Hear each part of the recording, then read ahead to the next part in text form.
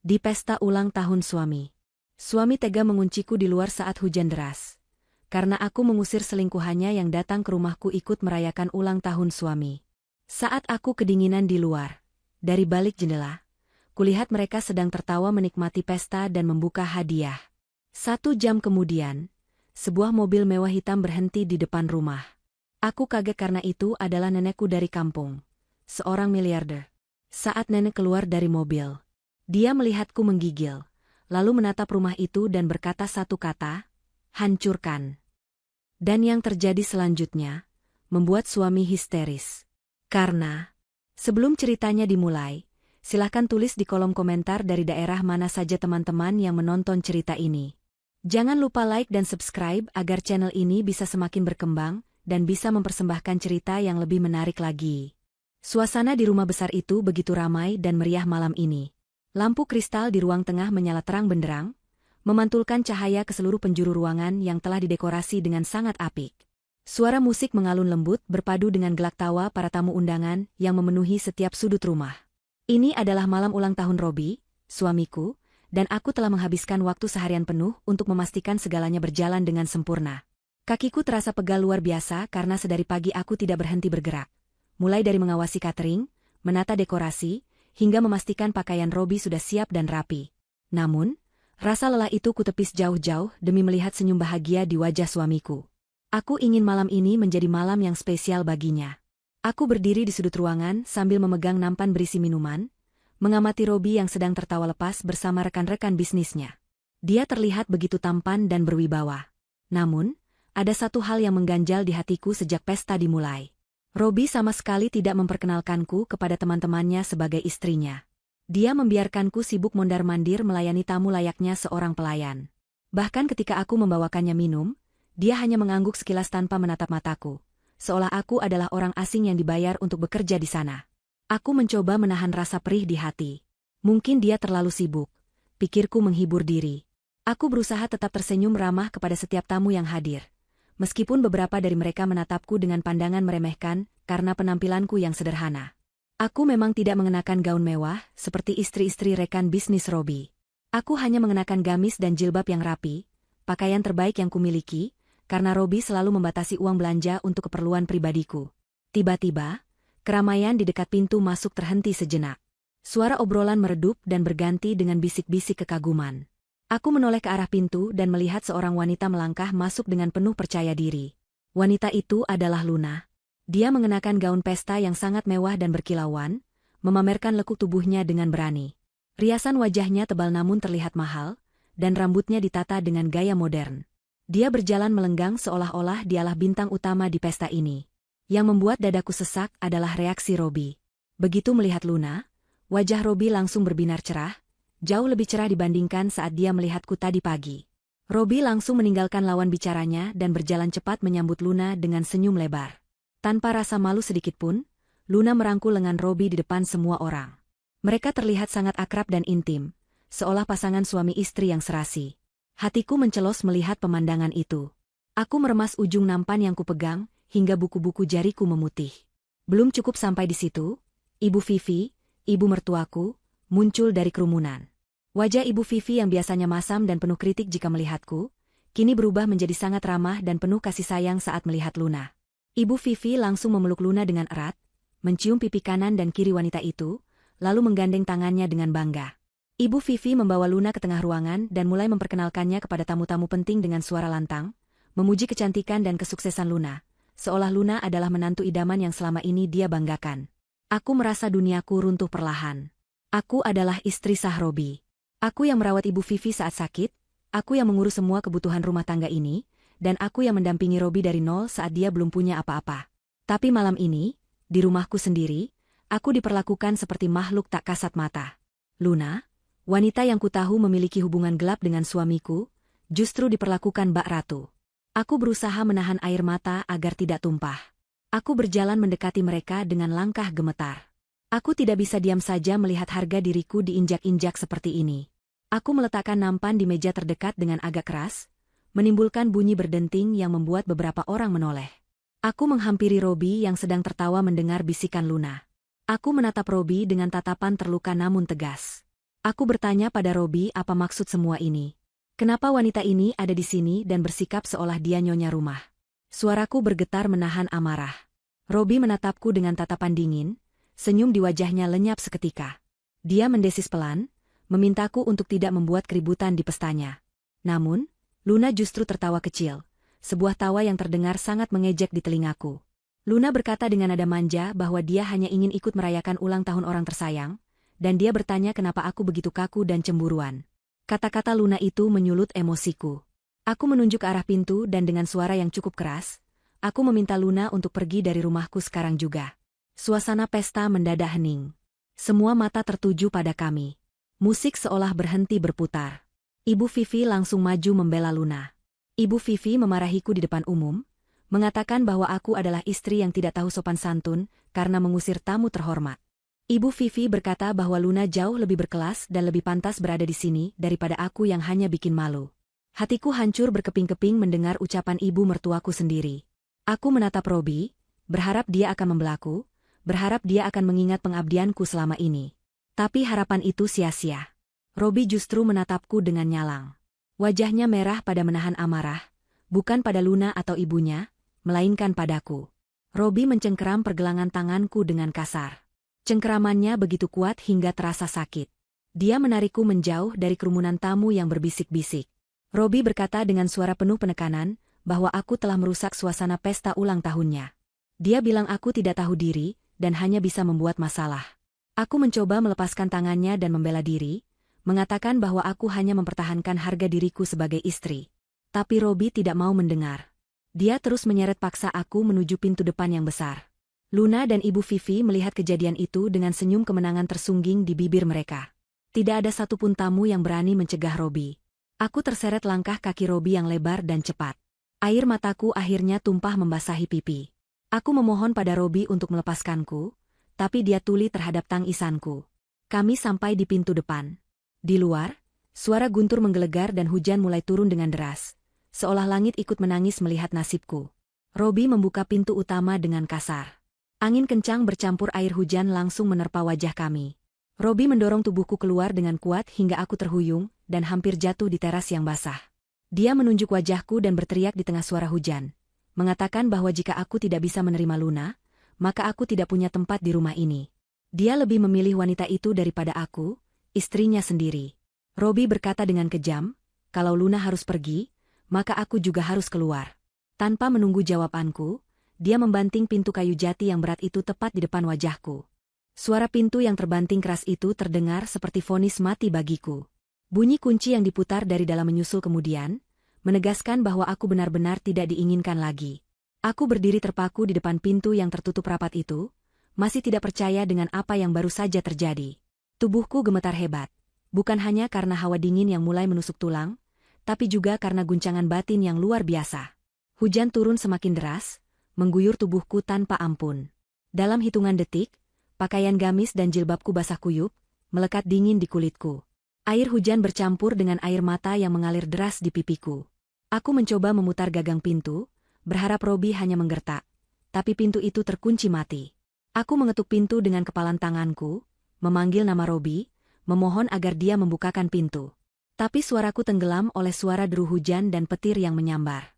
Tidak ada jawaban dari dalam. Tidak ada langkah kaki yang mendekat. Aku merasa sangat kecil dan tidak berdaya. Angin malam bertiup kencang, membuat gigil di tubuhku semakin menjadi-jadi. Aku memeluk tubuhku sendiri, mencoba mencari sedikit kehangatan, namun sia-sia. Dinginnya air hujan terasa menusuk hingga ke sumsum tulang. Aku melangkah mundur perlahan, menjauhi teras, melangkah ke halaman yang kini sudah becek dan tergenang air. Kakiku terasa berat, seolah ada batu besar yang mengikatnya. Aku berjalan gontai menuju jendela besar di samping rumah, jendela ruang tengah tempat pesta itu berlangsung. Aku ingin melihat apa yang terjadi di dalam, aku ingin tahu apakah Robi memiliki sedikit saja rasa penyesalan setelah membuangku seperti sampah. Apa yang kulihat dari balik kaca jendela yang basah itu, membuat hatiku semakin hancur, lebih sakit daripada tusukan ribuan jarum. Di dalam sana, di ruangan yang hangat dan terang benderang, pesta kembali berlanjut seolah tidak pernah terjadi apa-apa. Aku melihat Robi sedang tertawa lebar, wajahnya terlihat lega dan bahagia. Di sampingnya berdiri Luna, yang kini memegang pisau kue. Mereka berdua memotong kue ulang tahun yang tinggi dan indah itu bersama-sama. Tangan Robi memegang tangan Luna di gagang pisau, sebuah pemandangan yang seharusnya menjadi milikku. Ibu Vivi berdiri di samping mereka, bertepuk tangan dengan wajah berseri-seri, terlihat sangat bangga dengan pasangan baru anaknya itu. Para tamu juga ikut bertepuk tangan dan tertawa, menikmati hidangan lezat yang kusiapkan dengan jerih payahku sendiri. Mereka semua tertawa di atas penderitaanku. Tidak ada satupun dari mereka yang peduli bahwa di luar sini, hanya terpisah selembar kaca, ada seorang wanita yang sedang kedinginan dan kelaparan, wanita yang adalah istri sah dari pemilik pesta itu. Aku menempelkan telapak tanganku yang dingin ke kaca jendela. Aku ingin berteriak, ingin memecahkan kaca itu agar mereka sadar akan keberadaanku. Tapi tenagaku sudah habis. Rasa dingin mulai menggerogoti kesadaranku. Bibirku terasa kaku dan membiru. Pandanganku mulai kabur karena air hujan yang terus-menerus membasahi wajahku. Aku melihat Robi menyuapi Luna potongan kue pertama. Luna menerima suapan itu dengan manja, lalu membersihkan sisa krim di sudut bibir Robi dengan jarinya. Adegan itu begitu menyakitkan hingga aku merasa mual. Aku teringat masa lalu, saat kami masih hidup susah di kontrakan sempit. Saat itu Robi berjanji akan membahagiakanku jika dia sukses nanti. Aku rela menjual perhiasan peninggalan almarhum ibuku untuk modal usaha Robi. Aku rela makan nasi berlauk garam agar Robi bisa membeli bensin untuk motor tuanya saat mencari kerja. Semua pengorbanan itu berputar di kepalaku seperti film lama yang rusak. Dan inilah balasannya. Saat dia sudah sukses, saat dia sudah memiliki segalanya, dia membuangku demi wanita lain yang hanya datang saat dia sudah di puncak. Ternyata kesetiaan tidak ada harganya bagi Robi. Harta dan jabatan telah membutakan mata hatinya. Dia lupa siapa yang menemaninya mendaki bukit terjal kehidupan. Waktu berlalu dengan lambat dan menyiksa. Mungkin sudah 1 jam aku berdiri di luar di bawah guyuran hujan. Tubuhku sudah tidak bisa lagi merasakan dingin, yang ada hanya rasa kebas yang menjalar dari ujung kaki hingga ke kepala. Kakiku lemas, tidak kuat lagi menopang berat badanku. Aku merosot jatuh, terduduk di atas aspal halaman yang kasar dan dingin. Genangan air hujan merendam bagian bawah pakaianku. Aku menggigil hebat, gigiku bergemerutuk tak terkendali. Napasku terasa berat dan pendek-pendek. Aku merasa kesadaranku mulai timbul tenggelam. Dalam hati aku berdoa, jika ini adalah akhir hidupku, aku ingin Tuhan membalas semua rasa sakit ini. Aku tidak rela mati konyol sementara mereka bersenang-senang di dalam sana. Saat mataku hampir terpejam, tiba-tiba sebuah cahaya terang menyorot dari arah gerbang depan. Cahaya itu sangat silau, menembus tirai hujan yang lebat. Aku memicingkan mata, berusaha melihat apa itu. Sebuah mobil berwarna hitam mengkilap melaju pelan memasuki halaman rumah. Mobil itu bukan mobil biasa. Dari bentuknya yang besar dan gagah, serta lambang yang berkilauan di kap mesinnya, aku tahu itu adalah mobil yang sangat mewah, jenis mobil yang hanya dimiliki oleh konglomerat papan atas.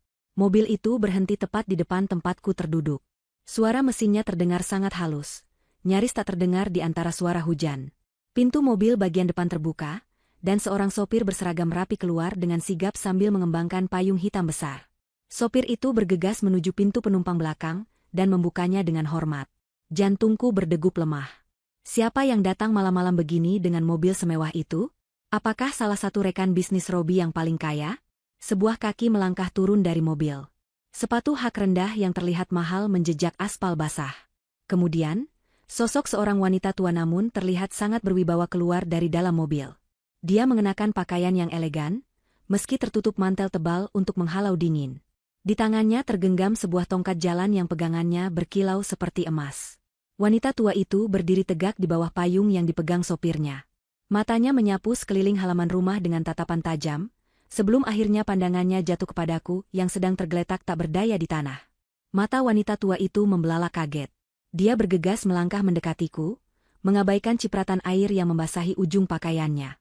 Saat dia semakin dekat, aku bisa melihat wajahnya dengan jelas di bawah sorot lampu teras. Wajah itu, meski sudah dipenuhi kerutan termakan usia, adalah wajah yang sangat kukenal dan kurindukan. Itu adalah nenek Kumala. Nenekku yang tinggal di kampung, yang selama ini kukira hidup sederhana sebagai petani tua. Nenek Kumala berlutut di sampingku, tidak peduli lututnya basah terkena genangan air. Dia memegang wajahku yang sedingin es dengan kedua tangannya yang hangat. Ada kepanikan dan kemarahan luar biasa di matanya saat melihat kondisiku. Dia memanggil namaku, "Livana, cucuku sayang." Suaranya bergetar menahan tangis dan amarah. Aku hanya bisa menatapnya lemah, tidak sanggup berkata-kata. Bibirku terlalu kaku untuk bergerak. Nenek Kumala segera melepas mantel tebalnya dan menyelimutkannya ke tubuhku. Kehangatan mantel itu sedikit meredakan gigilku. Sopir dan 2 orang pengawal berbadan tegap yang turun dari mobil lain di belakangnya segera mendekat, siap membantu. Namun Nenek Kumala mengangkat tangannya, memberi isyarat agar mereka diam sebentar. Nenek menoleh ke arah jendela besar itu. Dari tempat kami berada, Nenek bisa melihat dengan jelas apa yang kulihat tadi. Robi, Luna, dan Ibu Vivi yang sedang tertawa bahagia. Rahang Nenek Kumala mengeras. Tatapannya yang tadi penuh kasih sayang padaku, kini berubah menjadi tatapan yang sangat menakutkan, tatapan seorang predator yang siap menerkam mangsanya. Dia melihat kebahagiaan mereka di atas penderitaan cucunya. Dia melihat ketidakadilan yang terpampang nyata di depan mata. Nenek Kumala berdiri perlahan, dibantu oleh tongkat emasnya. Dia berdiri tegak, memancarkan aura kekuasaan yang belum pernah kulihat sebelumnya. Dia menunjuk ke arah rumah megah itu dengan ujung tongkatnya. Suaranya tidak keras, tapi terdengar sangat jelas dan penuh penekanan, menembus suara hujan. Dia menoleh kepada kepala pengawalnya yang berdiri sigap di sampingnya, lalu mengucapkan satu kata yang akan mengubah nasib semua orang di dalam rumah itu selamanya. Hancurkan. Perintah itu terdengar mutlak. Tidak ada keraguan sedikit pun. Para pengawal itu mengangguk serempak. Wajah mereka dingin tanpa ekspresi, siap melaksanakan perintah sang majikan tanpa banyak tanya. Aku melihat nenek kembali menatapku, matanya kini lembut lagi, menjanjikan perlindungan yang selama ini tidak kudapatkan dari suamiku sendiri. Perintah satu kata dari Nenek Kumala itu bagaikan pemicu ledakan yang tak tertahankan. Seolah-olah pasukan khusus yang telah terlatih, 6 orang pengawal berbadan tegap yang mengenakan setelan jas hitam rapi langsung bergerak serentak. Mereka tidak berlari dengan terburu-buru, melainkan berjalan dengan langkah tegap dan berirama yang mengintimidasi, menimbulkan suara debuman sepatu bot yang berat di atas aspal yang basah. Wajah mereka dingin, tanpa ekspresi, seperti robot yang diprogram hanya untuk satu tujuan, melaksanakan titah majikannya tanpa keraguan sedikitpun. Nenek Kumala masih berdiri tegak di tempatnya, menatap nanar ke arah jendela besar yang menampilkan tawaria orang-orang yang telah menyakiti cucunya. Aku, yang masih tergeletak lemah di aspal, merasakan sebuah tangan lembut namun kuat membantuku bangkit. Itu adalah tangan sopir pribadi nenek. Dia memapahku dengan sangat hati-hati, seolah aku adalah barang pecah belah yang sangat berharga. Kami bergerak perlahan menuju pintu depan. Hujan masih turun dengan derasnya, namun payung besar yang dipegang oleh sopir itu melindungiku dan nenek dari setiap tetes air. Di depan kami, 2 pengawal yang berada di barisan paling depan sudah mencapai pintu utama. Tanpa mengetuk atau meminta izin, salah satu dari mereka menendang pintu jati ukiran Jepara itu dengan satu hentakan kuat. Suara brak yang keras terdengar memekakan telinga, bahkan mengalahkan suara guntur di langit. Pintu yang tadi dikunci rapat oleh Robi kini terbuka lebar, engselnya tampak sedikit rusak saking kuatnya tendangan itu. Angin malam yang dingin langsung berhembus masuk ke dalam ruang pesta yang hangat, membawa serta aroma hujan dan aura kemarahan yang pekat. Di dalam ruangan, suasana pesta yang tadinya penuh gelak tawa seketika mati total. Musik yang mengalun ceria mendadak terdengar sumbang sebelum akhirnya dimatikan oleh seseorang yang panik. Semua mata tertuju ke arah pintu depan yang kini menganga lebar. Para tamu undangan, yang mayoritas adalah rekan bisnis dan sosialita teman Ibu Vivi, mematung dengan gelas minuman masih menempel di bibir mereka. Wajah mereka pucat pasi, bingung dan ketakutan melihat sekelompok pria berbadan besar dengan pakaian serba hitam masuk ke dalam rumah. Robi, yang baru saja hendak menyuapkan potongan kue kedua ke mulut Luna, menjatuhkan garpu kecilnya ke lantai. Denting garpu yang jatuh terdengar nyaring di tengah keheningan yang mencekam itu. Luna langsung bersembunyi di balik punggung Robi, wajah cantiknya yang penuh riasan kini terlihat tegang. Ibu Vivi yang berdiri di samping meja kue tampak melotot, mulutnya terbuka lebar karena kaget. Robi adalah orang pertama yang sadar dari keterkejutannya. Dengan wajah merah padam karena marah, dia melangkah maju menantang para pengawal itu. Dia berteriak lantang, bertanya siapa mereka dan apa hak mereka mendobrak masuk rumahnya. Robi mengancam akan memanggil polisi karena menganggap ini adalah tindakan kriminal. Dia berpikir bahwa orang-orang ini mungkin adalah preman bayaran atau perampok yang nekat. Namun, para pengawal itu sama sekali tidak menggubris teriakan Robi. Mereka bahkan tidak menatap mata Robi. Mereka terus merangsek masuk, menyebar ke berbagai sudut ruangan sesuai formasi yang sudah diatur, menciptakan barikade hidup yang memisahkan para tamu dengan area pintu masuk. Robi mencoba mendorong salah satu pengawal, namun tubuhnya terpental mundur seolah dia baru saja menabrak tembok beton. Pengawal itu hanya menepis tangan Robi dengan santai namun bertenaga, membuat Robi terhuyung ke belakang dan hampir menabrak meja prasmanan. Saat itulah, Nenek Kumala melangkah masuk. Suara ketukan tongkat emasnya di lantai marmer terdengar berirama, tuk, tuk, tuk, menggema di seluruh ruangan yang hening. Langkahnya pelan namun penuh wibawa, memancarkan aura kekuasaan yang membuat siapapun yang melihatnya akan menunduk segan. Di belakang nenek, aku berjalan tertatih-tatih dipapah oleh sopir. Penampilanku sangat kontras dengan kemewahan pesta itu. Bajuku basah kuyup, jilbabku berantakan, wajahku pucat dan bibirku membiru. Air menetes dari pakaianku, membasahi lantai marmer yang mahal itu, menciptakan jejak basah di sepanjang jalan yang kami lalui.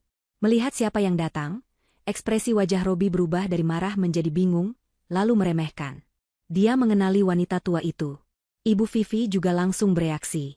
Dia berkacak pinggang dan tertawa sinis, sebuah tawa yang dipaksakan untuk menutupi rasa takutnya tadi. Ibu Vivi berteriak dengan suara melengking, mengatakan bahwa dia kira siapa yang datang membuat onar, ternyata hanya nenek kampung Silivana. Ibu Vivi menghina nenek Kumala dengan sebutan pengemis tua yang tidak tahu diri. Dia bertanya dengan nada mengejek, apakah nenek datang jauh-jauh dari kampung hanya untuk meminta sumbangan atau sisa makanan pesta. Luna ikut tertawa kecil mendengar ucapan calon mertuanya itu, merasa di atas angin kembali. Mereka benar-benar tidak menyadari situasi yang sebenarnya. Mereka buta akan bahaya yang sedang mengintai tepat di depan hidung mereka. Nenek Kumala berhenti tepat di tengah ruangan, di bawah lampu kristal besar yang berkilauan. Dia tidak menjawab hinaan Ibu Vivi. Wajahnya tetap datar, namun matanya menyala-nyala menatap Robi, Luna, dan Ibu Vivi bergantian. Tatapan itu begitu tajam dan dingin, seolah mampu membekukan darah siapapun yang ditatapnya. Nenek mengangkat tongkat emasnya sedikit, lalu menghentakkannya ke lantai dengan keras sekali. Suara hentakan itu membungkam tawa Ibu Vivi dan Luna seketika. Nenek menatap lurus ke arah Robi dan berkata dengan suara yang tenang namun menusuk, bahwa dia datang bukan untuk meminta, melainkan untuk mengambil kembali apa yang seharusnya tidak pernah dinikmati oleh pengkhianat. Robi mengerutkan kening, tidak mengerti maksud ucapan nenek. Dia masih merasa berkuasa di rumahnya sendiri. Dengan angkuh, Robi mengusir kami semua. Dia menunjuk pintu dan berteriak agar aku membawa nenekku yang gila ini keluar sebelum dia benar-benar memanggil satpam kompleks untuk menyeret kami. Robi bilang dia jijik melihat lantai rumahnya kotor karena air hujan dari baju kami. Mendengar itu, salah satu pengawal nenek bergerak maju mendekati Robi, siap untuk memberi pelajaran, tapi nenek mengangkat tangan kirinya, memberi isyarat berhenti. Nenek ingin menyelesaikan ini dengan caranya sendiri. Nenek menoleh padaku yang masih menggigil. Dia melepaskan genggaman tangannya dari tongkat sejenak untuk merapikan jilbabku yang basah. Sentuhannya begitu lembut, sangat kontras dengan tatapan membunuh yang dia berikan pada Robi tadi. Nenek berkata pelan padaku agar aku tenang, dan melihat bagaimana Tuhan bekerja membalas kejahatan mereka malam ini. Setelah itu, nenek kembali menatap Robi dan memberikan isyarat mata kepada para pengawalnya. Itu adalah kode untuk memulai tahap pertama dari perintah, hancurkan. Tanpa peringatan, para pengawal itu mulai bergerak. Bukan menyerang orang, tapi menyerang simbol-simbol kemewahan pesta itu. Salah satu pengawal mendekati meja kue ulang tahun yang tinggi bertingkat itu. Dengan satu gerakan tangan yang kuat, dia mendorong kue tart raksasa itu hingga jatuh ke lantai. Brak! Kue yang indah itu hancur berantakan, krim dan bolu berserakan mengotori lantai marmer putih. Robi dan Luna berteriak histeris melihat kue mahal mereka hancur dalam sekejap. Belum sempat mereka memprotes, pengawal lain menarik taplak meja prasmanan dengan kasar. Piring-piring gelas, mangkuk kristal berisi es buah, dan piring pemanas berisi makanan lezat, semuanya terseret jatuh dan pecah berantakan dengan suara gaduh yang mengerikan. Pecahan beling dan makanan berhamburan kemana-mana. Para tamu wanita menjerit ketakutan dan berlarian mundur mencari perlindungan, takut terkena pecahan kaca atau cipratan makanan. Kekacauan mulai terjadi. Dekorasi balon dan bunga-bunga impor yang mahal ditarik paksa hingga roboh. Bingkai foto besar Robi dan Luna yang dipajang di dekat pintu masuk ditendang, hingga kacanya pecah berkeping-keping. Dalam hitungan detik, ruang pesta yang tadinya mewah dan elegan berubah menjadi kapal pecah. Robi berusaha maju untuk menghentikan pengawal yang sedang membanting kursi, tapi dia langsung dihadang oleh dua pengawal lain yang berdiri kokoh seperti tembok. Robi tidak bisa berbuat apa-apa selain berteriak-teriak marah, wajahnya merah pada menahan emosi yang meledak-ledak. Ibu Vivi menangis histeris melihat perabotan mahalnya dirusak. Dia memaki-maki nenek Kumala dengan kata-kata kasar, menyebutnya orang kampung biadab yang tidak punya aturan. Namun nenek Kumala tetap tenang, berdiri tak tergoyahkan di tengah kekacauan itu seperti seorang jenderal di medan perang. Dia menikmati setiap detik kehancuran pesta itu. Ini baru permulaan, pikirku. Aku melihat nenek mengeluarkan sebuah ponsel tipis dari saku mantelnya, mengetikkan sesuatu dengan cepat. Beberapa detik kemudian, lampu kristal di ruangan itu berkedip-kedip lalu mati total, menyisakan ruangan dalam kegelapan remang-remang, hanya diterangi oleh lampu darurat dan kilatan petir dari luar jendela. Jeritan tamu semakin keras. Suasana pesta benar-benar hancur total, sesuai perintah nenek. Pesta ulang tahun yang dibanggakan Robi kini berubah menjadi mimpi buruk yang tak akan pernah dia lupakan. Kepanikan melanda seluruh ruangan. Dalam keremangan cahaya darurat, para tamu undangan tidak lagi mempedulikan sopan santun atau status sosial. Mereka hanya ingin keluar dari tempat yang kini terasa seperti neraka itu. Satu persatu tamu mulai berdesakan menuju pintu keluar, melewati pecahan piring dan sisa makanan yang berserakan di lantai. Tidak ada yang berpamitan pada Robi, tidak ada yang mengucapkan selamat ulang tahun lagi. Yang terdengar hanya suara langkah kaki terburu-buru dan bisikan ketakutan. Mereka memandang Nenek Kumala dan para pengawalnya dengan tatapan ngeri, tidak berani membuat kontak mata. Dalam waktu kurang dari 10 menit, ruang pesta yang tadinya penuh sesak kini kosong melompong. Hanya tersisa kami, aku, Nenek, para pengawal, serta Robi, Luna, dan Ibu Vivi yang berdiri gemetar di tengah runtuhan pesta mereka. Robi menatap ruangan kosong itu dengan tatapan kosong. Pesta yang sudah dia persiapkan berbulan-bulan untuk menaikkan gengsinya di depan kolega bisnis, hancur lebur dalam sekejap mata. Reputasinya hancur. Dia menoleh ke arah Nenek Kumala dengan tatapan penuh kebencian yang mendalam. Dia mengepalkan tangannya erat-erat, urat-urat di lehernya menonjol keluar. Robi melangkah mendekati Nenek, mengabaikan pecahan kaca yang menggerus sol sepatunya. Dia menuding wajah Nenek dengan jari telunjuknya yang gemetar. Robi berteriak bahwa dia akan menuntut Nenek atas perusakan properti dan penerobosan rumah. Dia bersumpah akan menjebloskan Nenek ke penjara dan membuat Nenek membusuk di sana sampai mati.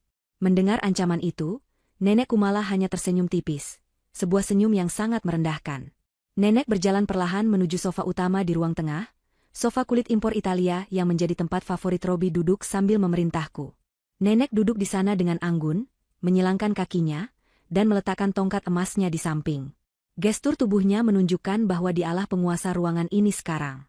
Sementara itu, seorang tenaga medis yang ternyata ikut dalam rombongan Nenek, masuk membawa tas peralatan. Dia langsung menghampiriku, mendudukanku di kursi yang masih utuh, menyelimutiku dengan selimut tebal yang hangat, dan mulai memeriksa kondisiku dengan cekatan. Aku diberi teh hangat dari termos yang mereka bawa. Perlakuan istimewa ini membuatku merasa seperti manusia kembali, setelah sebelumnya diperlakukan lebih rendah dari binatang oleh suamiku sendiri. Nenek menatap Robi yang masih berdiri dengan napas memburu. Dengan gerakan santai, Nenek merogoh tas kulit yang dibawa oleh asisten pribadinya. Dia mengeluarkan sebuah map tebal berwarna biru tua. Nenek melempar map itu ke atas meja di hadapan Robi. Suara hempasan map itu terdengar keras di ruangan yang kini sunyi. Nenek memerintahkan Robi untuk membaca isi map itu sebelum dia bicara omong kosong tentang menuntut dan memenjarakan orang. Robi menatap map itu dengan ragu, lalu melirik ke arah Ibu Vivi dan Luna yang berdiri ketakutan di belakangnya. Dengan tangan gemetar, Robi mengambil map itu dan membukanya. Robi mulai membaca lembar demi lembar dokumen di dalamnya. Awalnya wajahnya terlihat bingung, namun perlahan berubah menjadi pucat pasi, seputih kertas yang dipegangnya. Matanya membelalak tak percaya, keringat dingin mulai bercucuran di pelipisnya. Tangannya gemetar makin hebat hingga kertas-kertas itu berbunyi krek-krek. Luna yang penasaran ikut mengintip isi dokumen itu, dan reaksinya pun sama. Dia menutup mulutnya dengan tangan, matanya terbelalak kaget. Ibu Vivi yang tidak sabar langsung merebut kertas itu dari tangan Robi dan membacanya sendiri. Seketika itu juga, lutut Ibu Vivi lemas dan dia jatuh terduduk di lantai, seolah tulangnya baru saja dicabut dari tubuhnya. Dokumen itu adalah sertifikat asli rumah mewah yang kami tempati ini, serta surat pengakuan hutang perusahaan Robi yang nilainya mencapai miliaran rupiah. Di sana tertulis dengan jelas bahwa pemilik sah dari rumah ini bukanlah Robi, melainkan sebuah perusahaan holding bernama Kumala Group. Dan yang lebih mengejutkan lagi bagi mereka, pemilik tunggal dari Kumala Group adalah Nenek Kumala, wanita tua yang baru saja mereka hina sebagai pengemis kampung. Ternyata, selama ini Robi hanya memiliki hak guna bangunan yang diagunkan ke perusahaan, dan karena kegagalan pembayaran hutang serta pelanggaran kontrak bisnis yang fatal, yang datanya sudah dikumpulkan lengkap oleh tim Nenek, maka seluruh aset Robi, termasuk rumah ini, telah resmi disita oleh perusahaan sejak detik ini. Nenek Kumala berbicara dengan suara yang menggema di ruangan sunyi itu. Dia menjelaskan bahwa selama ini dialah investor rahasia yang menyuntikkan dana ke perusahaan tempat Robi bekerja, melalui perantara-perantara kepercayaannya. Nenek melakukan itu demi aku, demi cucunya, agar suamiku bisa sukses dan membahagiakanku. Nenek memberikan segalanya secara diam-diam, karena tidak ingin Robi merasa rendah diri. Tapi apa balasan yang dia terima? Robi justru menggunakan kesuksesan itu untuk berselingkuh, menghina cucunya, dan bahkan mengusirnya seperti anjing kurap saat hujan deras. Nenek berkata bahwa dia bisa memberi kekayaan dalam sekejap mata, dan dia juga bisa mengambilnya kembali dalam sekejap mata, bahkan lebih cepat. Robi menjatuhkan map itu ke lantai.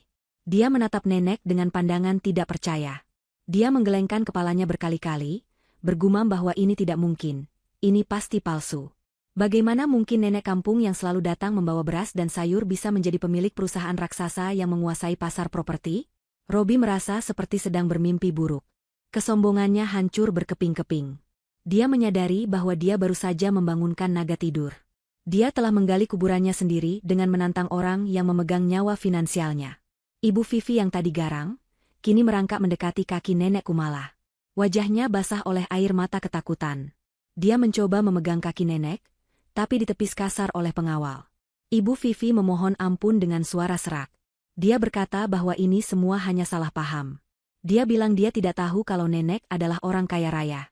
Dia mencoba menjilat kembali ludahnya sendiri dengan memuji-muji nenek sebagai besan yang baik hati dan dermawan. Sungguh pemandangan yang menyedihkan dan menjijikkan. Wanita yang tadi begitu sombong menghinaku dan nenek, kini mengemis seperti budahannya karena tahu nenek punya uang. Luna, yang menyadari situasinya sudah berbalik 180 derajat, mulai mundur perlahan menuju pintu belakang. Dia tidak mau terlibat dalam kebangkrutan ini. Namun, mata elang nenek menangkap gerakannya. Nenek membentak Luna untuk berhenti di tempat. Nenek berkata bahwa tidak ada satu orang pun yang boleh keluar dari ruangan ini sebelum dia selesai bicara. Luna membeku di tempat, wajahnya pucat ketakutan. Nenek menatap mereka bertiga, Robi, Ibu Vivi, dan Luna, dengan tatapan jijik. Dia berkata bahwa dia tidak butuh permintaan maaf palsu mereka. Yang dia butuhkan hanyalah keadilan bagi cucunya. Nenek bangkit dari sofa, mengambil kembali tongkat emasnya. Dia berjalan mendekati Robi yang masih terpaku bisu. Nenek berkata bahwa mulai detik ini, rumah ini disita. Semua barang-barang mewah di dalamnya, mobil di garasi, dan semua fasilitas yang mereka nikmati, sekarang adalah milik Kumala Group. Nenek memberikan ultimatum yang sangat singkat. Mereka bertiga harus angkat kaki dari rumah ini sekarang juga. Tanpa membawa apa-apa selain baju yang menempel di badan. Tidak boleh membawa perhiasan, tidak boleh membawa uang tunai hasil korupsi perusahaan, tidak boleh membawa kendaraan. Robi mencoba memprotes, mengatakan bahwa ini tidak adil. Ini rumahnya, dia yang membangunnya. Tapi nenek memotong ucapannya dengan tegas. Nenek bilang, Robi membangunnya dengan uang nenek, jadi itu milik nenek. Nenek menatap jam tangan emas di pergelangan tangannya. Dia memberikan waktu tepat 10 menit. Jika dalam 10 menit mereka belum keluar dari pagar rumah, nenek akan memerintahkan pengawalnya untuk membantu mereka keluar dengan cara yang sangat tidak sopan, persis seperti cara Robi mengusirku tadi. Ancaman itu terdengar sangat nyata dan mengerikan. Robi menatapku, matanya memancarkan permohonan. Dia berharap aku, istrinya yang selama ini selalu sabar dan pemaaf, akan membelanya. Dia memanggil namaku pelan, Livana, tolong aku, kita suami istri. Suaranya terdengar menyedihkan. Tapi aku hanya diam, menatapnya dengan tatapan kosong. Hatiku sudah mati untuknya sejak dia menutup pintu di depan wajahku saat hujan tadi. Aku memalingkan wajahku, membiarkan nenek menyelesaikan apa yang harus diselesaikan. Tidak ada lagi belas kasihan untuk pria yang tidak punya hati. Waktu 10 menit yang diberikan oleh nenek Kumala terasa berjalan begitu cepat, seperti pasir yang lolos dari genggaman tangan. Suasana di dalam ruang tengah yang porak-poranda itu, kini berubah menjadi panggung kepanikan yang menyedihkan.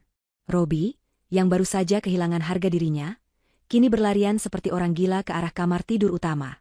Dia berniat mengambil barang-barang berharga apa saja yang bisa diselamatkan, seperti jam tangan koleksinya, uang tunai di brankas, atau sertifikat tanah warisan ayahnya yang mungkin masih tersisa. Namun, langkahnya terhenti keras di depan pintu kamar. 2 orang pengawal berbadan besar sudah berdiri menghalangi jalan masuk, melipat tangan di dada dengan tatapan mengintimidasi yang membuat nyali Robi ciut seketika. Robi mencoba bernegosiasi, memohon agar diizinkan masuk sebentar saja untuk mengambil dompet dan ponselnya. Dia beralasan bahwa dia tidak bisa hidup tanpa identitas dan alat komunikasi. Namun, pengawal itu tidak bergeming sedikitpun. Dengan suara berat dan datar, salah satu pengawal berkata bahwa instruksi nenek Kumala sudah sangat jelas dan tidak bisa ditawar lagi. Semua barang yang ada di dalam rumah ini, termasuk dompet dan ponsel yang dibeli menggunakan uang perusahaan, sekarang adalah aset sitaan. Robi berteriak frustrasi, menjambak rambutnya sendiri. Dia berbalik arah menuju meja di mana kunci mobil mewahnya tergeletak. Dia berpikir setidaknya dia bisa membawa mobil itu untuk pergi dari sini. Tapi lagi-lagi, tangan kekar seorang pengawal lain lebih cepat menyambar kunci mobil itu sebelum Robi sempat menyentuhnya. Pengawal itu memasukkan kunci ke dalam saku jasnya dan berkata bahwa mobil itu terdaftar atas nama perusahaan, jadi Robi tidak punya hak untuk membawanya. Robi benar-benar terpojok. Dia menyadari bahwa Nenek Kumala tidak main-main. Nenek benar-benar ingin melucuti segalanya darinya hingga dia kembali ke titik nol. Titik di mana dia memulai semuanya dulu sebelum menikahi Livana. Sementara itu, Ibu Vivi melakukan usaha yang jauh lebih memalukan. Wanita parubaya yang biasanya selalu menjaga citra elegan itu, kini menangis meraung-raung sambil berlutut di dekat kaki Livana. Dia mencoba meraih tangan Livana, memohon belas kasihan dengan wajah yang dibanjiri air mata dan luntur oleh riasan yang berantakan. Ibu Vivi terus-menerus menyebut kata keluarga. Dia mengingatkan Livana tentang masa-masa indah mereka dulu, meskipun sebenarnya masa indah itu tidak pernah ada karena Ibu Vivi selalu memandang rendah menantunya. Ibu Vivi berkata bahwa Livana adalah menantu kesayangannya, menantu yang paling sabar dan syolehah. Dia memohon agar Livana membujuk Nenek Kumala untuk membatalkan pengusiran ini. Dia beralasan bahwa dia sudah tua dan sakit-sakitan, tidak mungkin dia bisa bertahan hidup di jalanan tanpa atap. Livana menatap ibu mertuanya dengan tatapan datar, tanpa ekspresi. Hatinya yang dulu lembut kini telah membeku. Dia teringat betapa kejamnya mulut Ibu Vivi saat menghinanya tadi, betapa semangatnya wanita tua ini mendukung perselingkuhan Robi dengan Luna, hanya karena Luna terlihat lebih kaya. Livana menarik tangannya perlahan dari jangkauan Ibu Vivi. Dengan suara yang tenang namun menusuk tajam ke ulu hati, Livana berkata bahwa dia ingat betul bagaimana perlakuan keluarga ini padanya. Livana mengingatkan Ibu Vivi bahwa 10 menit yang lalu, Ibu Vivi lah yang menyuruh satpam menyeret Livana keluar saat hujan badai. Livana berkata bahwa keluarga tidak akan membiarkan anaknya mati kedinginan di luar pagar demi membela orang asing. Kata-kata Livana menampar kesadaran Ibu Vivi. Wanita tua itu terdiam, tidak bisa membantah kenyataan yang diucapkan menantunya. Luna, di sisi lain, berusaha bersikap lebih cerdik. Diam-diam dia mencoba menyelinap ke arah pintu samping, berharap bisa kabur tanpa ketahuan. Tangan kanannya mencengkeram tas tangannya erat-erat, di mana dia menyembunyikan beberapa perhiasan yang sempat dia ambil dari meja rias saat pesta berlangsung tadi. Tapi mata elang Nenek Kumala tidak melewatkan satu gerakan pun. Nenek memberi kode dagu pada kepala pengawal. Dengan sigap, pengawal itu mengejar Luna dan menahan langkahnya tepat di ambang pintu. Pengawal itu meminta tas tangan Luna dengan paksa. Luna meronta, berteriak bahwa itu adalah barang pribadinya dan mereka tidak berhak menyentuhnya. Terjadi tarik-menarik singkat sebelum akhirnya tas itu berpindah tangan. Pengawal itu membalikan tas Luna, dan berjatuhanlah cincin, kalung, dan gelang emas milik Ibu Vivi yang ternyata sudah dicuri Luna diam-diam. Ibu Vivi membelalak kaget melihat perhiasannya ada di tas Luna. Dia tidak menyangka wanita yang dipujanya itu ternyata seorang pencuri. Waktu 10 menit pun habis. Nenek Kumala memukul tongkatnya ke lantai sekali lagi, tanda bahwa toleransi sudah berakhir. Para pengawal langsung bergerak serentak. Tanpa kekerasan fisik yang berlebihan namun dengan ketegasan yang mutlak, mereka menggiring Robi, Ibu Vivi, dan Luna ke arah pintu utama. Robi mencoba bertahan dengan berpegangan pada kusen pintu, berteriak memanggil nama Livana sekali lagi, tapi tenaga dua pengawal yang mendorongnya jauh lebih kuat. Dia terdorong keluar melewati ambang pintu, diikuti oleh Ibu Vivi yang masih menangis histeris, dan Luna yang memaki-maki kasar. Mereka bertiga terlempar ke teras depan yang basah. Hujan masih turun dengan deras, seolah alam semesta setuju untuk membersihkan jejak mereka dari rumah itu. Pintu jati besar itu kemudian ditutup kembali dengan keras di hadapan wajah mereka. Brak! Suara itu sama persis dengan suara saat Robi menutup pintu untuk Livana tadi. Tapi kali ini, posisinya berbalik. Robi, Ibu Vivi, dan Luna kini berada di luar, sementara Livana berada di dalam kehangatan rumah yang sebenarnya adalah miliknya. Dari balik pintu, terdengar suara kunci diputar 2 kali, memastikan tidak ada jalan kembali bagi mereka. Robi menggedor pintu dengan kepalan tangannya, berteriak frustrasi, tapi suaranya sia-sia ditelan suara guntur. Di dalam rumah, Livana masih duduk diam di sofa, air mata menetes perlahan di pipinya. Bukan air mata kesedihan karena kehilangan suami, tapi air mata kelegaan karena beban berat yang selama ini menindih dadanya akhirnya terangkat. Nenek Kumala memeluk pundak Livana, memberikan kekuatan. Nenek berkata bahwa mulai malam ini, hidup Livana akan berubah total, dan tidak ada lagi yang bisa menyakitinya. Para pelayan yang bekerja di rumah itu, yang selama ini diam karena takut pada Robi dan Ibu Vivi, kini mulai muncul. Mereka menatap Nenek Kumala dengan hormat. Nenek memberikan instruksi agar rumah ini segera dibersihkan dari sisa-sisa pesta dan barang-barang milik Robi yang masih tertinggal. Nenek memerintahkan agar semua pakaian dan barang pribadi Robi, Ibu Vivi, dan Luna dikumpulkan dan dibakar atau disumbangkan, karena dia tidak ingin ada satupun jejak mereka yang tersisa di rumah ini. Livana mendengarkan instruksi itu dengan tenang. Dia tahu ini adalah langkah awal untuk membersihkan hidupnya dari racun masa lalu. Dia menatap ke arah jendela, melihat bayangan 3 orang di luar sana yang sedang bertarung dengan nasib mereka sendiri.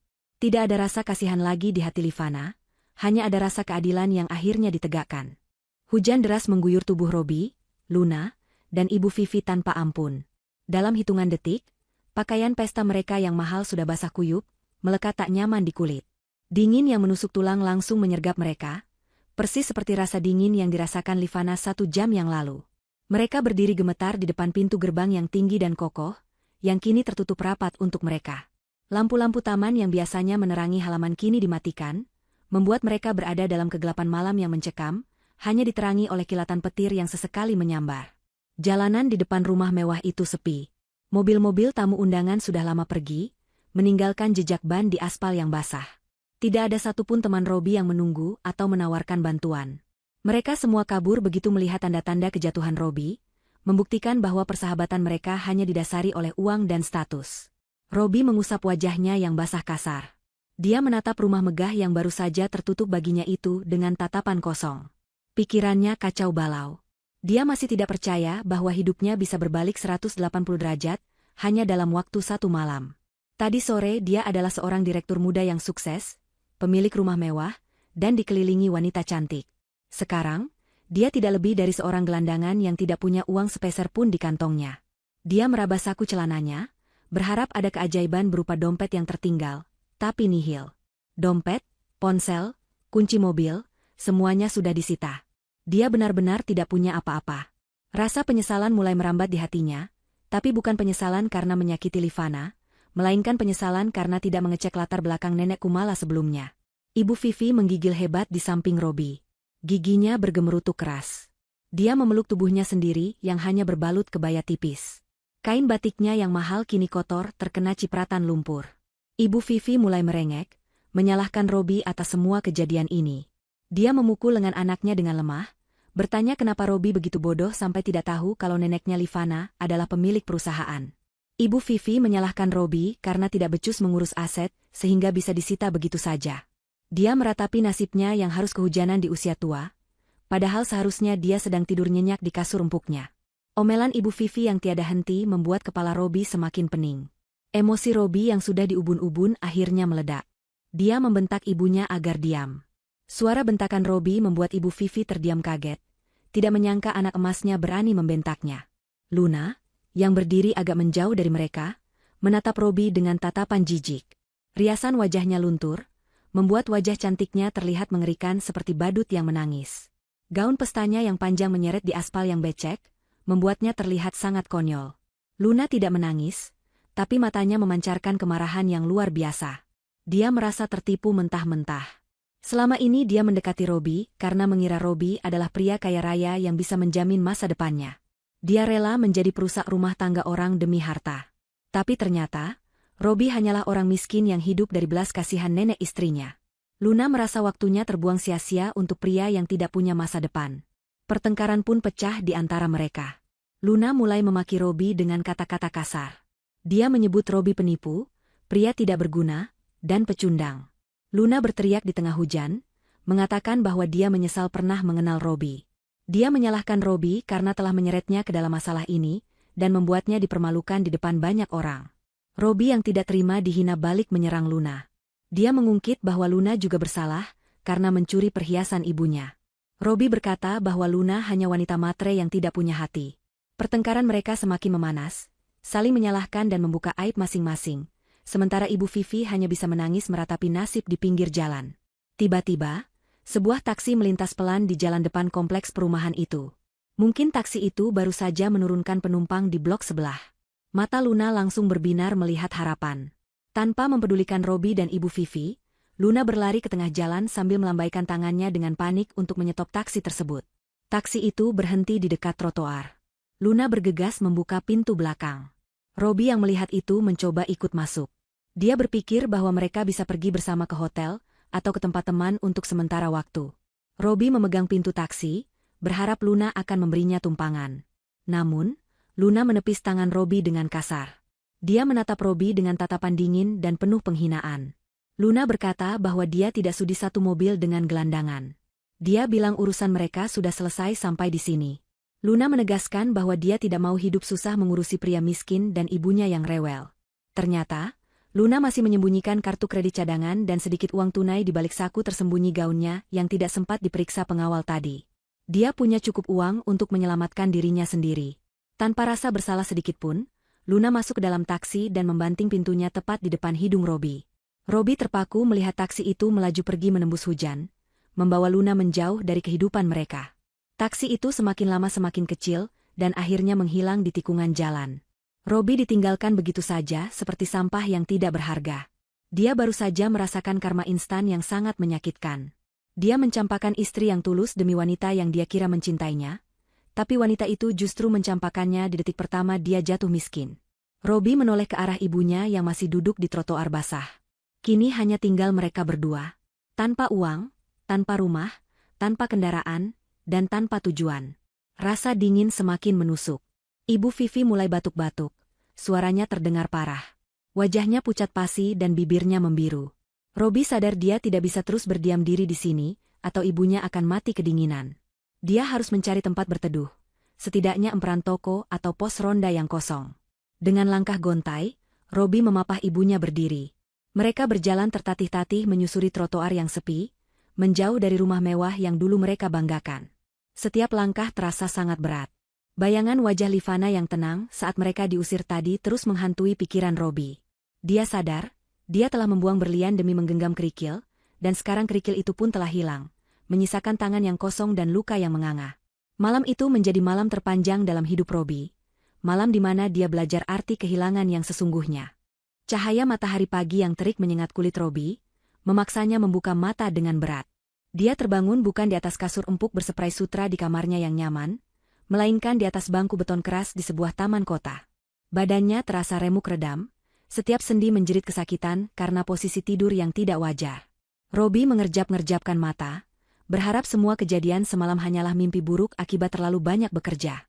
Namun, aroma menyengat dari pakaiannya yang lembab dan kotor segera menyadarkannya pada realitas yang pahit.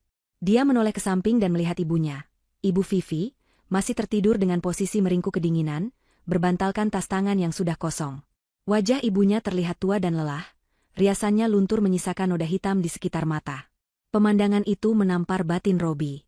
Mereka benar-benar telah menjadi gelandangan dalam satu malam. Robi membangunkan ibunya dengan pelan. Ibu Vivi terbangun dengan kaget, lalu mulai menangis lagi saat menyadari nasib mereka. Robi berusaha menenangkan ibunya, berjanji akan membereskan semuanya hari ini. Dia yakin ini semua pasti hanya kesalahpahaman atau intimidasi ilegal dari nenek Kumala. Robi masih merasa memiliki posisi sebagai direktur di perusahaan. Dia berpikir, setidaknya dia bisa pergi ke kantor, mencairkan gaji terakhir atau bonusnya, lalu menyewa hotel sementara untuk mereka tinggal. Dengan sisa tenaga dan harga diri yang masih dia miliki, Robi mengajak ibunya berjalan kaki menuju gedung perkantoran tempatnya bekerja. Jaraknya lumayan jauh, dan mereka harus berjalan di bawah panas matahari dengan perut kosong yang mulai perih melilit. Orang-orang di jalan menatap mereka dengan pandangan aneh. Penampilan mereka sangat kontras, mengenakan pakaian pesta yang kusut dan kotor, berjalan gontai seperti orang mabuk. Sesampainya di lobi gedung perkantoran yang megah itu, Robi mencoba melangkah masuk dengan dagu terangkat, berusaha memanggil kembali wibawanya sebagai pimpinan. Namun, langkahnya langsung dihadang oleh dua orang petugas keamanan. Satpam ini adalah orang-orang yang biasanya membungkuk hormat padanya setiap pagi, membukakan pintu, dan menyapanya dengan ramah. Tapi hari ini, tatapan mereka dingin dan tegas. Salah satu satpam merentangkan tangannya, melarang Robi melangkah lebih jauh. Robi marah dan membentak mereka, bertanya apakah mereka tidak mengenali atasan mereka sendiri. Robi mengancam akan memecat mereka jika tidak membiarkannya masuk. Satpam itu menjawab dengan nada datar tanpa rasa takut sedikitpun. Dia memberitahu Robi bahwa surat perintah pemecatan Robi sudah turun pagi-pagi sekali langsung dari jajaran direksi pusat. Tidak hanya dipecat, nama Robi juga sudah dimasukkan ke dalam daftar hitam perusahaan. Foto Robi bahkan sudah ditempel di pos keamanan dengan tulisan besar, "Dilarang masuk." Robi ternganga tidak percaya. Dia memaksa melihat surat itu. Satpam itu menunjukkan salinan memo internal yang ditempel di meja resepsionis. Di sana tertulis jelas bahwa Robi diberhentikan secara tidak hormat karena pelanggaran kode etik berat dan penyalahgunaan wewenang yang merugikan perusahaan. Di bawah surat itu, tertera tanda tangan komisaris utama yang ternyata adalah kuasa hukum dari Nenek Kumala. Dunia Robi serasa berputar. Dia dipecat dengan cara yang paling memalukan. Aksesnya ke kantor, ke dokumen, ke berangkas pribadinya di ruangan, semuanya tertutup rapat. Robi mencoba memohon, mengatakan bahwa ada barang-barang pribadinya di dalam. Tapi satpam itu menggeleng tegas, mengatakan bahwa semua barang di ruangan Robi kini sedang diaudit oleh tim legal sebagai barang bukti penyalahgunaan aset. Robi diusir paksa dari lobi gedung itu, didorong keluar hingga ke trotoar panas. Pegawai-pegawai lain yang berlalu lalang, yang dulu adalah bawahannya, kini memandang Robi dengan tatapan mencemooh. Bisik-bisik terdengar di mana-mana. Berita tentang Robi yang diusir dari rumah dan dipecat ternyata sudah menyebar cepat seperti virus di grup pesan singkat kantor. Robi merasa telanjang. Semua aibnya terpampang nyata. Robi tidak punya pilihan lain selain pergi ke bank terdekat. Dia ingat masih memiliki rekening tabungan pribadi yang dia harap belum tersentuh. Dia meninggalkan Ibu Vivi duduk di halte bus dan berlari menuju bank. Dengan napas memburu, dia menemui customer service, mengaku kehilangan kartu dan dompet, dan meminta pencairan dana tunai. Petugas bank memintanya menunggu sebentar untuk pengecekan data biometrik. Namun, setelah petugas itu mengecek komputer, wajahnya berubah serius. Petugas itu memberitahu Robi bahwa seluruh rekening atas namanya telah dibekukan oleh pihak berwajib atas permintaan kreditur. Dalam hal ini adalah perusahaan Nenek Kumala, terkait gugatan perdata penggelapan dana. Tidak ada Rp1 pun yang bisa diambil. Robi keluar dari bank dengan langkah gontai, kakinya serasa tidak menapak tanah. Harapan terakhirnya musnah. Dia kembali ke halte bus tempat ibunya menunggu. Ibu Vivi menatapnya penuh harap. Bertanya apakah Robi membawa uang untuk membeli makan dan minum. Robi hanya bisa menggeleng lemah. Tangis Ibu Vivi pecah lagi, kali ini lebih keras karena rasa lapar yang tak tertahankan. Robi merogoh saku kecil tersembunyi di balik jasnya. Dia ingat pernah menyelipkan beberapa lembar uang ratusan ribu di sana, untuk keperluan darurat. Ini adalah satu-satunya harapan untuk membeli makan siang ini. Namun, saat jarinya meraba bagian dalam saku itu, dia tidak menemukan apa-apa selain kain kosong. Uang itu hilang. Otak Robi bekerja cepat mengingat kejadian semalam. Satu-satunya orang yang memeluknya erat dan meraba-raba jasnya saat kekacauan terjadi adalah Luna. Saat Luna pura-pura ketakutan dan bersembunyi di balik punggungnya, tangan wanita itu pasti bergerilya mencari apapun yang bisa diambil. Robi mengumpat keras, memaki nama Luna. Wanita itu benar-benar iblis berwajah cantik. Dia tidak hanya meninggalkan Robi, tapi juga mencuri sisa uang terakhir yang bisa menyelamatkan nyawa mereka. Robi dan Ibu Vivi benar-benar jatuh ke titik nol, bahkan minus. Tanpa uang, tanpa rumah, tanpa pekerjaan, dan dengan perut lapar. Sore harinya, setelah menjual jas mahalnya dengan harga sangat murah di pasar loak, hanya untuk mendapatkan sedikit uang tunai, Robi akhirnya menemukan tempat berteduh. Bukan hotel, bukan apartemen, melainkan sebuah kontrakan petak sempit di gang kumuh yang becek dan bau got. Kamar itu sangat kecil, hanya cukup untuk satu kasur busa tipis yang sudah kempes. Atapnya dari seng yang membuat ruangan terasa seperti oven saat siang hari. Dindingnya lembab dan berjamur. Ibu Vivi menolak masuk, dia jijik melihat lantai yang kotor dan kecoak yang merayap di dinding. Tapi Robi tidak punya pilihan. Uang hasil jual jas hanya cukup untuk membayar sewa 1 minggu dan membeli nasi bungkus. Dengan paksa, Robi membawa ibunya masuk. Malam itu, mereka makan nasi bungkus berdua dalam diam, diiringi suara bising tetangga yang bertengkar dan nyamuk yang berdengung lapar. Kejatuhan mereka telah sempurna. Sementara Robi dan Ibu Vivi bergulat dengan penderitaan di gang sempit, kehidupan Livana berubah drastis di sisi lain kota. Dia kini tinggal di mansion utama milik Nenek Kumala, sebuah istana megah yang dikelilingi taman luas yang asri. Suasana di sana begitu tenang dan damai, jauh dari hiruk-pikuk dan tekanan batin yang selama ini dia rasakan. Livana tidak lagi harus bangun subuh untuk melayani suami yang tidak tahu terima kasih, atau mendengar omelan mertua yang menyakitkan hati. Di sini, dia diperlakukan bak seorang putri raja. Para pelayan melayaninya dengan hormat, menyiapkan segala kebutuhannya bahkan sebelum dia memintanya. Namun, Nenek Kumala tidak membiarkan Livana terlena dalam kemewahan semata. Nenek punya rencana besar untuk cucu satu-satunya itu. Nenek Kumala mulai mendidik Livana dengan keras namun penuh kasih sayang. Nenek berkata bahwa air mata tidak akan mengubah nasib, hanya kekuatan dan kekuasaan yang bisa melindungi diri dari injakan orang lain. Livana diajari seluk-beluk bisnis keluarga Kumala Group. Mulai dari manajemen aset, strategi investasi, hingga cara menghadapi lawan bicara dalam negosiasi bisnis. Awalnya Livana merasa ragu dan tidak percaya diri. Dia merasa dirinya hanya ibu rumah tangga biasa yang tidak punya keahlian. Tapi nenek terus menyemangatinya, mengingatkan bahwa darah pebisnis mengalir dalam tubuhnya. Livana belajar dengan tekun, menyerap semua ilmu yang diberikan nenek. Dia ingin membuktikan bahwa dia bukan wanita lemah yang bisa dibuang begitu saja. Transformasi fisik pun terjadi seiring dengan perubahan mentalnya. Livana tidak lagi mengenakan gamis lusuh yang kedodoran. Kini dia tampil dengan gaya busana muslimah modern yang elegan dan berkelas. Pakaian kerjanya dirancang khusus oleh desainer ternama, memancarkan aura profesionalisme yang kuat. Jilbabnya ditata rapi, wajahnya dipoles riasan natural yang menonjolkan kecantikan alaminya yang selama ini tertutup beban hidup.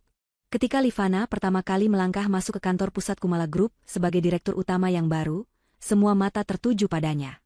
Karyawan-karyawan menunduk hormat, bukan karena takut, tapi karena segan melihat kewibawaan yang memancar dari dirinya. Livana memimpin rapat dengan tegas, mengambil keputusan-keputusan cerdas yang membuat para pemegang saham berdecak kagum. Dia telah lahir kembali menjadi sosok wanita karir yang tangguh. Berita tentang pengangkatan Livana sebagai pewaris tunggal dan pemimpin baru Kumala Group menyebar luas di media massa. Wajah cantiknya menghiasi sampul majalah bisnis dan layar televisi. Robi melihat berita itu secara tidak sengaja. Saat itu dia sedang duduk melamun di sebuah warung kopi pinggir jalan, menunggu hujan reda setelah seharian bekerja serabutan menjadi kuli angkut di pasar. Mata Robi terpaku pada layar televisi tabung yang tergantung di sudut warung. Di sana, dia melihat Livana sedang diwawancarai wartawan. Livana terlihat begitu bersinar, tersenyum percaya diri, dan berbicara dengan sangat cerdas. Robi nyaris tidak mengenali wanita di layar itu sebagai istrinya yang dulu selalu menunduk patuh. Hati Robi bergetar hebat. Rasa penyesalan yang selama ini dia tekan kini meledak tak tertahankan. Dia melihat betapa bodohnya dirinya. Dia telah membuang berlian demi batu kali. Robi berpikir, mungkin masih ada kesempatan. Mungkin Livana masih memiliki sisa cinta untuknya. Mungkin dia bisa memohon ampun dan kembali menikmati hidup mewah sebagai suami Livana. Pikiran licik dan putus asa itu mendorong Robi melakukan tindakan nekat. Keesokan harinya, dengan menggunakan sisa uang terakhirnya untuk ongkos, Robi nekat pergi ke gedung pencakar langit milik Kumala Group. Penampilannya sangat menyedihkan. Pakaiannya lusuh, wajahnya kusam dan belum dicukur, tubuhnya kurus dan bau keringat. Dia terlihat seperti pengemis di antara orang-orang berdasi yang lalu lalang di kawasan bisnis itu. Robi mencoba masuk ke lobi gedung. Jantungnya berdebar kencang saat mendekati meja resepsionis marmer yang mewah. Dia memberitahu resepsionis wanita yang cantik itu bahwa dia ingin bertemu dengan Ibu Livana. Dengan nada mendesak dia mengaku sebagai suaminya. Resepsionis itu menatap Robi dari ujung kaki hingga ujung kepala dengan tatapan jijik yang tidak ditutup-tutupi. Dia menekan tombol interkom memanggil keamanan, mengatakan ada orang gangguan jiwa yang mengaku-ngaku sebagai suami ibu direktur. Robi marah dan berteriak bahwa dia berkata jujur. Keributan kecil terjadi. Beberapa orang menoleh dan menertawakannya. Tak lama kemudian, 3 orang petugas keamanan bertubuh kekar datang. Mereka tidak banyak bicara, langsung memegang lengan Robi dan menyeretnya keluar dari lobi. Robi meronta-ronta, berteriak memanggil nama Livana sekeras-kerasnya, berharap suaranya terdengar sampai ke lantai atas. Tapi usahanya sia-sia. Dia dilempar keluar gedung hingga jatuh tersungkur di trotoar panas. Lututnya lecet dan berdarah. Orang-orang yang lewat menatapnya dengan pandangan hina, mengira dia gelandangan gila yang sedang mengamuk. Saat Robi sedang berusaha bangkit sambil menahan sakit, sebuah mobil mewah berhenti di depan lobi. Pintu mobil terbuka dan Livana turun dengan anggun, didampingi oleh asisten pribadinya. Livana terlihat sangat memukau, jauh lebih cantik dari yang pernah Robi lihat. Robi merasa mendapat angin segar. Dia bangkit dan berlari mendekati mobil itu sambil berteriak memanggil Livana. Livana, sayang. Ini aku, Robi, suamimu, teriaknya parau. Petugas keamanan segera menghadang Robi sebelum dia bisa mendekat lebih dari 5 meter. Livana berhenti sejenak. Dia menoleh ke arah sumber suara. Matanya bertemu dengan mata Robi. Robi berharap melihat setitik kerinduan atau belas kasihan di sana. Tapi yang dia dapatkan hanyalah tatapan datar dan dingin, seolah Livana sedang melihat orang asing yang tidak penting. Tidak ada emosi, tidak ada kemarahan, hanya ketidakpedulian yang mutlak. Livana kemudian membuang muka, kembali menatap ke depan, dan melangkah masuk ke dalam gedung tanpa menoleh lagi. Pintu kaca otomatis tertutup, memisahkan dunia mereka berdua selamanya. Robi berdiri terpaku, air matanya menetes. Penolakan tanpa kata itu jauh lebih menyakitkan daripada 1000 makian.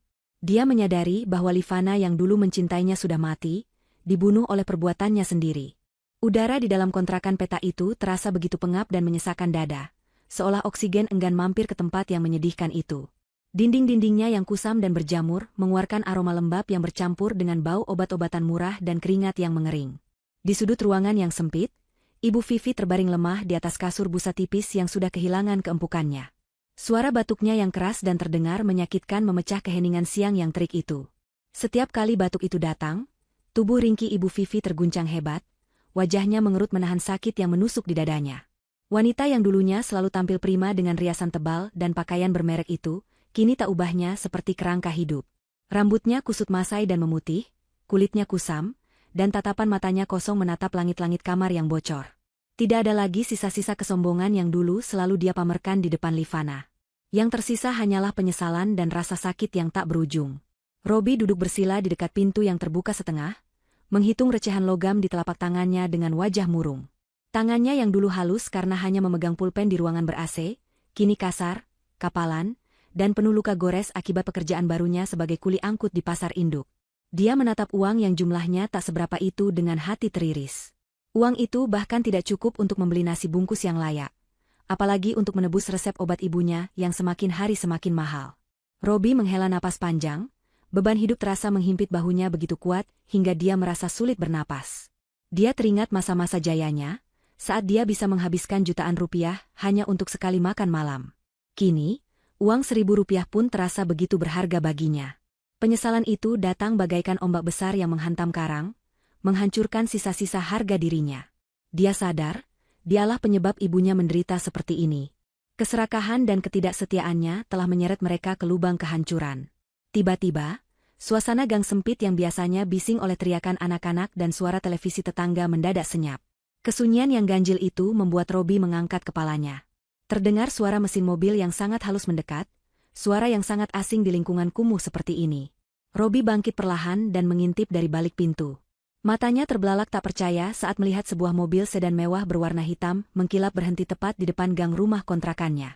Mobil itu terlihat begitu kontras dengan lingkungan sekitarnya yang kotor dan becek, seperti sebuah benda asing yang jatuh dari langit. Para tetangga mulai keluar dari rumah mereka, berbisik-bisik kagum sekaligus heran melihat kendaraan sekelas itu bisa masuk ke wilayah mereka. Jantung Robi berdegup kencang.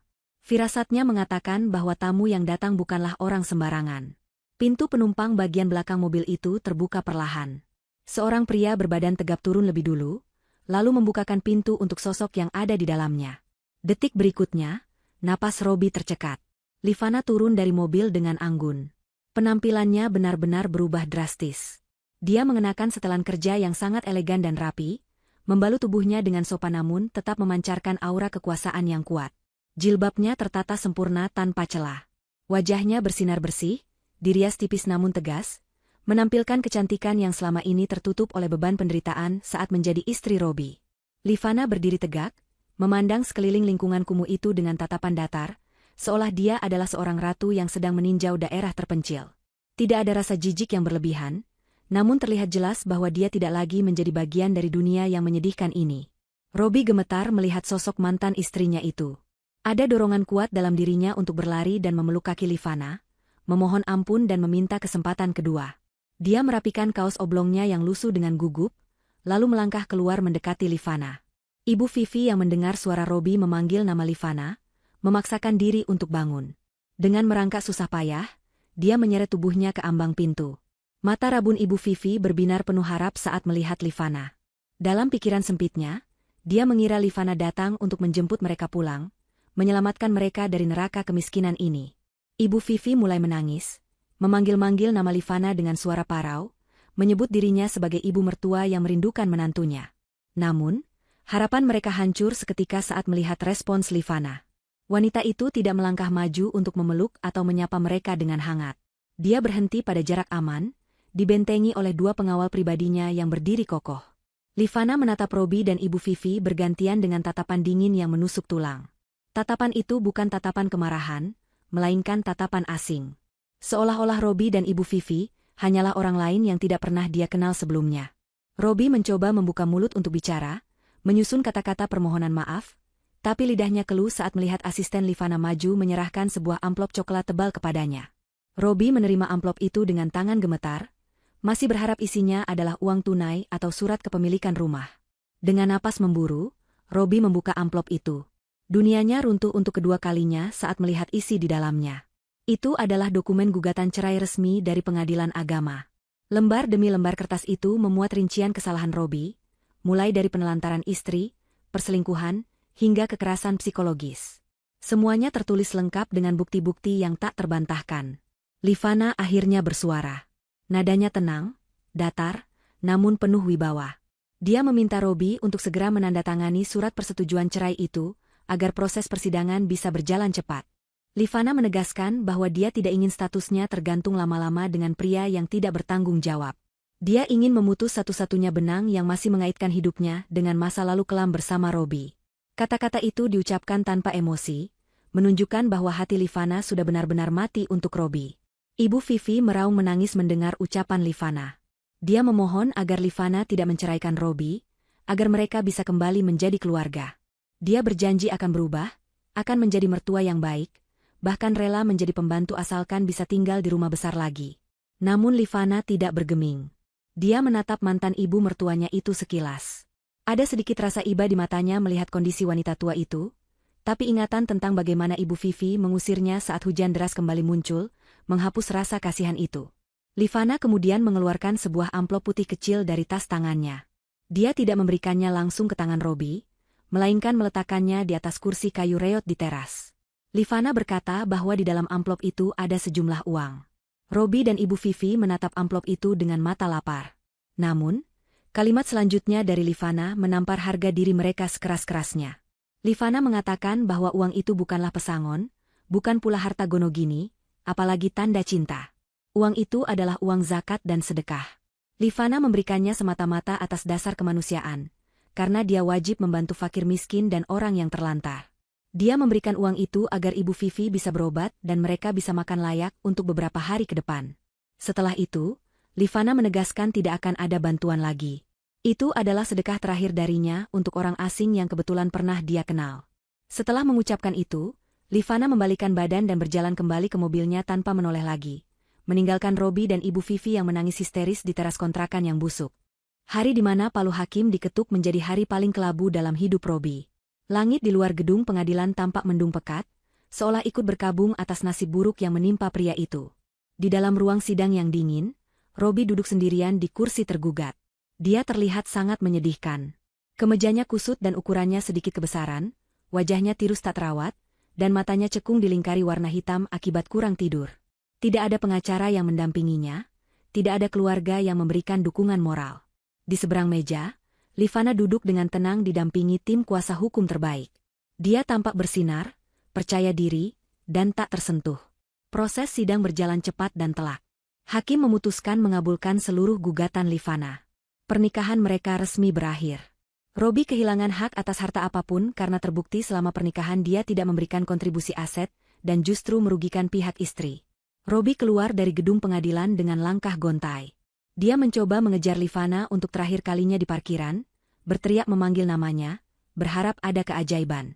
Tapi Livana terus berjalan lurus masuk ke dalam mobil mewahnya, tanpa menoleh sedikit pun. Mobil itu melaju pergi, membawa serta separuh jiwa Robi yang hancur. Robi pulang dengan berjalan kaki karena tidak punya uang ongkos. Sesampainya di kontrakan, dia mendapati pemandangan yang lebih mengerikan. Barang-barang miliknya dan ibunya sudah dilempar keluar ke pinggir jalan. Pemilik kontrakan mengusir mereka paksa karena uang sedekah dari Livana sudah habis untuk membayar hutang obat, dan mereka tidak sanggup membayar sewa bulan depan. Ibu Vivi duduk meringkuk di emperan toko yang tutup di dekat gang, memeluk buntelan baju bekas mereka erat-erat. Wajahnya pucat pasi dan bibirnya membiru kedinginan. Hujan mulai turun dengan deras, mengguyur jalanan kota tanpa ampun. Situasi ini bagaikan dejavu yang menyakitkan. Dulu, Robi dan Ibu Vivi lah yang berada di dalam rumah hangat, tertawa melihat Livana kedinginan di luar. Sekarang, roda nasib berputar 180 derajat. Karma itu datang dengan presisi yang menakutkan. Robi berlari menghampiri ibunya, memeluk tubuh renta itu untuk berbagi sedikit kehangatan, meskipun tubuhnya sendiri basah kuyup. Mereka berdua duduk gemetar di emperan toko, persis seperti pengemis yang tidak punya tempat tujuan. Air hujan membasahi wajah Robi, menyamarkan air mata penyesalan yang mengalir deras. Dia melihat orang-orang berlarian mencari tempat berteduh, tidak ada satupun yang peduli pada mereka. Rasa lapar mulai menggerogoti perut mereka yang kosong. Ibu Vivi terus meracau, menyesali perbuatannya, meminta maaf pada Tuhan, dan memanggil nama Livana. Tapi semua itu sudah terlambat. Penyesalan selalu datang di akhir, saat semuanya sudah tidak bisa diperbaiki lagi. Mereka kini benar-benar sendirian di dunia ini, terbuang dan terlupakan. Dinginnya angin malam menusuk hingga ke tulang sumsum, mengingatkan Robi pada rasa dingin yang pasti dirasakan Livana malam itu. Dia kini paham betapa jahatnya perbuatannya dulu. Di tengah keputusasaan yang memuncak, sebuah mobil mewah melintas perlahan di jalan raya depan tempat mereka berteduh. Mobil itu terjebak kemacetan akibat hujan deras, sehingga berjalan sangat pelan, nyaris berhenti tepat di depan Robi dan Ibu Vivi. Itu adalah mobil Rolls-Royce milik Nenek Kumala. Jantung Robi seakan berhenti berdetak saat melihatnya. Kaca jendela mobil itu bening terkena sorot lampu jalan, memperlihatkan pemandangan di dalam kabin dengan sangat jelas layaknya sebuah etalase kehidupan yang sempurna. Di dalam mobil yang hangat dan nyaman itu, Robi melihat Livana dan Nenek Kumala duduk berdampingan. Mereka terlihat sedang berbincang santai. Livana memegang cangkir teh hangat, uapnya mengepul lembut. Dia tertawa lepas menanggapi ucapan nenek. Sebuah tawa yang begitu tulus dan bahagia. Wajah Livana terlihat bercahaya, damai, dan penuh harapan. Dia terlihat sangat cantik, jauh lebih cantik daripada saat masih bersama Robi. Dia tampak seperti wanita yang telah menemukan kembali hidupnya yang hilang. Di sampingnya, Nenek Kumala tersenyum bangga, menepuk lembut tangan cucunya dengan penuh kasih sayang. Pemandangan itu begitu kontras dengan kondisi Robi dan Ibu Vivi, yang sedang menggigil kedinginan di trotoar yang becek dan bau. Robi terpaku menatap kebahagiaan di dalam mobil itu. Rasa sakit yang dia rasakan saat ini jauh lebih parah daripada kematian. Hukuman terberat baginya bukanlah kemiskinan atau kelaparan, melainkan harus menyaksikan dengan mata kepala sendiri bahwa wanita yang dulu dia sia-siakan, kini hidup sangat bahagia tanpanya. Livana telah bangkit menjadi berlian yang bersinar, sementara Robi telah hancur menjadi debu jalanan. Mobil itu perlahan mulai melaju kembali saat kemacetan terurai. Livana sama sekali tidak menoleh keluar jendela.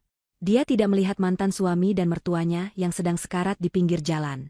Bagi Livana, masa lalu itu sudah tertutup rapat. Dia terus menatap ke depan, menuju masa depan yang cerah. Mobil itu semakin menjauh, lampu belakangnya yang merah perlahan menghilang di tengah kabut hujan, membawa pergi satu-satunya cahaya yang pernah ada dalam hidup Robi. Robi menjatuhkan kepalanya ke lutut, menangis terseduh-seduh di bawah guyuran hujan yang tak kunjung berhenti. Di sampingnya, Ibu Vivi sudah kehabisan tenaga untuk menangis, hanya bisa memandang kosong ke arah jalanan yang gelap. Satu kata dari Nenek Kumala di awal cerita benar-benar telah terwujud dengan sempurna, hancurkan.